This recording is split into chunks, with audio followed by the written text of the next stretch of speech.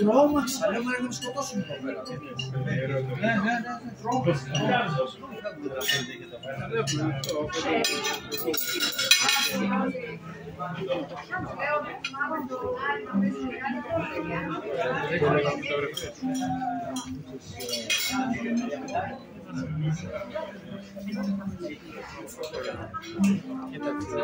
Είπαν εδώ ότι είναι πεινασμένοι ρε παιδιά. Να το πάρω πίσω. Τι είναι αυτό, κεφάλι. Τι? Το κεφάλι αυτό. Τρως. Ό,τι καλύτερο. Δεν το πιστεύω, αλήθεια λες τώρα. Δεν είπα εγώ σε αυτά έλεγα. Μάστορας είμαι σε αυτά. Θα βοηθήσεις. Άμα θέλετε να κάνω σκότο, Να σε αφήσουν τώρα. μαζί όμως. Ρε εδώ η παρέα θα βοηθήσεις. Αφήστε λίγο. Άντε αφήστε. Ο Μάκης.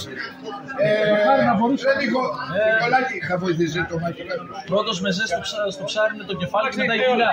Όχι ρε, πεινασμένο. Δημητράκη, Νικελάς, θα βοηθήσω. Μεγαλύτερα από τα δικά μου θα τα δω. Απολύες, 2 μέρες θα απολυθείς σε 2 μέρες.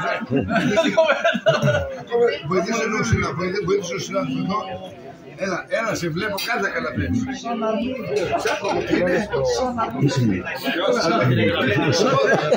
Σαν τέτοιο. Στα κρυάρι. Δεν ξάσχολη.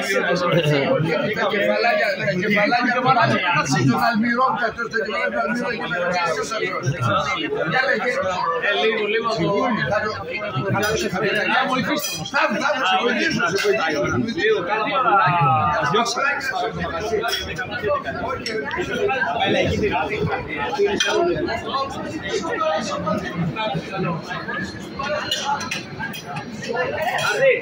Io se iniziato non c'era,